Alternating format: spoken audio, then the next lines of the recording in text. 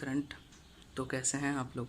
अगर आप लोगों ने अब तक मेरा चैनल सब्सक्राइब नहीं किया है तो प्लीज़ सब्सक्राइब कर दें। आज मैं जो बात करने जा रहा हूँ बरमूडा ट्रायंगल के बारे में।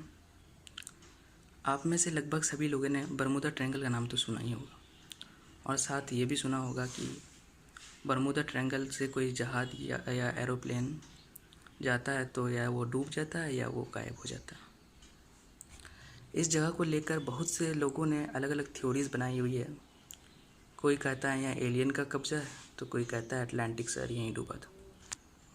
तो आज मैं आप लोगों को बताऊंगा इसके बारे में विस्तार से, क्या सही है और क्या गलत।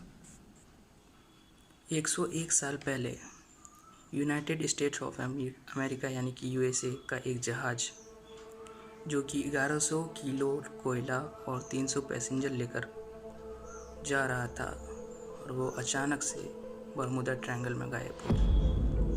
इसके गायब होने के बाद बहुत से सर्च ऑपरेशन भी चले गए, और ये जो जब हुआ था तब वर्ल्ड वार फर्स्ट चल रहा था। तो जर्मनी पर यह आरोप लगाया जा रहा था कि ये जर्मनी की कोई चाल है, लेकिन जर्मनी ने इससे साफ इनकार कर दिया था कि इसमें इसका कोई हाथ नहीं है। और कुछ लोग कह रहे थे कि ये ओवरलोडेड होने के कारण डूबा। तो चलिए आगे बात करते हैं। किस्सा है 1945 का, जब अमेरिका के 5 पायलट अपने फाइटर प्लेन को लेकर प्रैक्टिस के लिए निकले थे, और उसी दौरान ये 5 फाइटर प्लेन बरमूडा ट्रायंगल से गुजरा और ये अचानक से गायब हो गए, और उनका कनेक्शन रेडियो स्टेशन से भी टूट चुका था। तो उसके बाद इसको ढूंढने के लिए 6 रेस्क्यू फ्लाइट भेजे गए, और नतीजा ये हुआ कि वो भी गायब हो गए। सब हैरान रह गए, तो इसके लिए सर्च मिशन चलाया गया। तभी कुछ मलबा मिला, लेकिन ये मलबा उससे ज़रा भी मैच नहीं खाया। फ्लाइट 19 और 6 रेस्क्यू फ्लाइट से ज़रा भी मैच नहीं खाया। तभी इसी को लेकर तरह तरह की थ्योरीज बनने लगी। तब बोर थ्योरी भी सामने आई कि क्रिस्टोफर कोलंबस यहाँ से जब गुजरे थे तो वो बता रहे थे उनके कंपास का कुछ अजीब ही चाल था। कई सालों तक ये मामला ठंडे बस्ते में पड़ा रहा। उसके बाद 1964 में विंसेंट गेटिस ने बरमूडा ट्रायंगल पर एक आर्टिकल लिखा, और उसने बताया कि इस दुनिया के अलावा और एक डायमेंशन है जो बरमूडा ट्रायंगल में बसती है, और आखिरी रास्ता यही बचा था। कोई बरमूडा ट्रायंगल से बच के आए तो कुछ पता चल जाए। और ऐसा इंसान मिल भी गया, और वो इंसान था ब्रूस ग्रेनम। जी हाँ, आपने सही सुना, ब्रूस ग्रेनम। 1970 में जब ब्रूस ग्रेनम और उनके पिता और उनका बिजनेस पार्टनर जब बहामास से मियामी बीच के लिए जा रहे थे, तब वो बरमूडा ट्रायंगल से गुजरे थे। तब उसके साथ जो हुआ वो बहुत भयानक था। उसके सामने अचानक से एक बादल का झुंड आ गया, और वो बादल के झुंड में सर्किल सा बना था, और इतने तेज़ी से आया उसके पास समय नहीं था कि वो किस तरफ भागे। तो वो सीधे बादल के सर्किल में घुस गए, और वहाँ बहुत बिजली कड़क रही थी और प्लेन बहुत हिल रही थी। ये लगभग 3 मिनट तक होता रहा। 3 मिनट पूरा होने के बाद वो वहाँ से निकलने के बाद उन्हें कुछ नहीं दिख रहा था। सब फॉग ही दिख रहा था, ना समुंदर दिख रहा था, ना आसमान दिख रहा था, और उनका कनेक्शन रेडियो स्टेशन से भी टूट चुका था। तभी अचानक से एक रेडियो स्टेशन से उनका कनेक्शन हो पाया। तब वो फॉग से निकले तो अचानक से उनका रडार कनेक्शन नहीं बता पा रहा था। वो रेडियो स्टेशन से कनेक्ट हुआ था, तो वो रेडियो स्टेशन से वो पूछे कि हमें किधर जाना है, तो उनका रडार कनेक्शन नहीं बता पा रहा था। उसके बाद सडनली वो फॉग से निकले, तब उनका रडार डायरेक्शन दिखाने लगा। लेकिन वहाँ से निकलने के बाद वो बहुत हैरत में थे कि जिस स्पीड से वो वहाँ से निकले थे, एक साधारण प्लेन उतना स्पीड नहीं तय कर सकता है 3 मिनट में। फॉर एग्ज़ाम्पल 3 मिनट में 150 किलोमीटर का डिस्टेंस तय किया था, तो उस अकॉर्डिंग उसकी स्पीड हो गई 3000 किलोमीटर प्रति घंटा, जो कि इम्पॉसिबल है। जी हाँ, 3000 किलोमीटर प्रति घंटा, आपने सही सुना, और ये इम्पॉसिबल है। इसका स्पीड दुनिया के सबसे तेज़ फाइटर प्लेन से भी ज़्यादा था, बहुत ज़्यादा था। तो उसने फ्यूल चेक करना शुरू किया।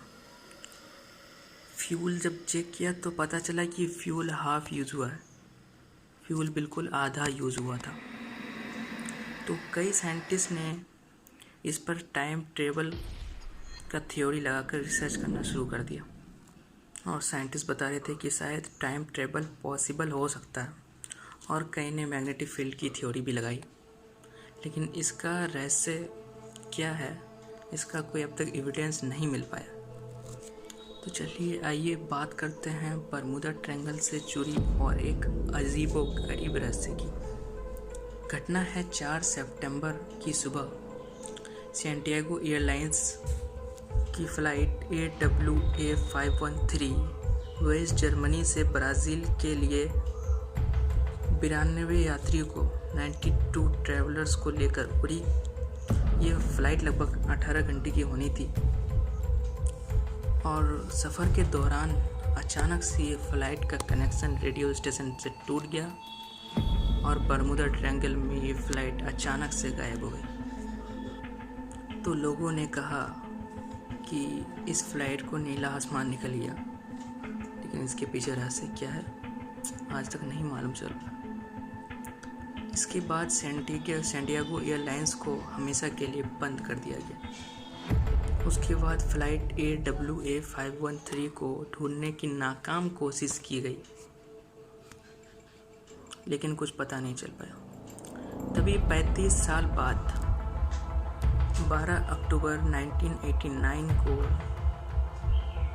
ऑटो एलेग्रे के रडार में एक अननोन फ्लाइट का सिग्नल आया, और वो फ्लाइट बिना इंफॉर्मेशन के लैंड कर गई।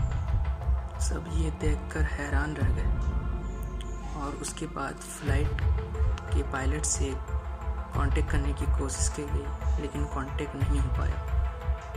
तभी इन लोगों ने फैसला लिया अंदर जाने का। प्लेन के अंदर जब गए तो 92 सीटों पर 92 यात्रियों के स्केलेटन थे। उसके बाद वे तेजी से पायलट के कॉकपिट की तरफ गए, और जब देखा तो हैरान रह गए कि वहाँ पायलट के भी स्केलेटन थी।